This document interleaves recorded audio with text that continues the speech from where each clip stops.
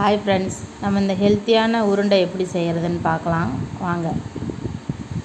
நம்ம இது பூசணி விதை,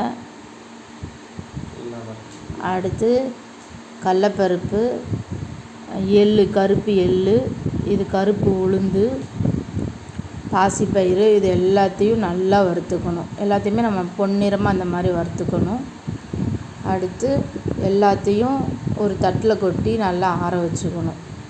பூசணி விதை, கருப்பு எள்ளு, இந்த எல்லாத்தையும் நல்லா ஆற வச்சுக்கணும். அடுத்து ஆறின பின்னாடி மிக்ஸி ஜார் எடுத்து கொஞ்சம் கொஞ்சமாக போட்டு நல்லா அரைச்சி எடுத்துக்கணும். நல்லா பவுட்ரு பண்ணி வச்சோம், அதையும் கொஞ்சம் நேரம் ஆற வச்சுக்கணும். இந்த பூசணி விதை, எள்ளு, கடலப்பருப்பு இதெல்லாம் கொஞ்சம் குறப்பாக அரைச்சி வச்சுக்கணும். அரைச்சி வச்சுட்டு அவ்வளோதான். அதுக்கப்புறம் நம்ம எல்லாத்தையும் மிக்ஸ் பண்ணுறதான். பாகு கொஞ்சமாக செஞ்சுட்டு இனிப்புக்காக நெய், இதெல்லாம் நம்ம உருண்டை பிடிக்க போகிறோம்ல, அந்த இதுக்காண்டி செஞ்சு வச்சுக்கணும். செஞ்சுட்டு நல்லா மிக்ஸ் பண்ணிட்டோம். இது மூணையும் நல்லா மிக்ஸ் பண்ணிவிட்டு அதுக்கடுத்து பாகு ஊற்றி நெய்யை நல்லா மிக்ஸ் பண்ணி நல்லா பிரட்டி எடுத்துக்கணும்.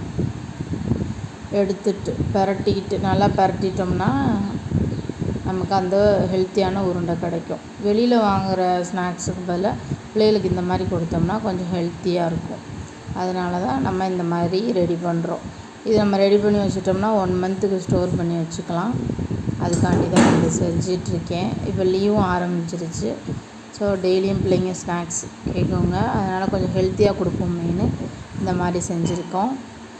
நீங்களும் வீட்டில் செஞ்சு பாருங்கள். நல்ல ஹெல்த்தியான உணவை பிள்ளைங்களுக்கு கொடுங்க.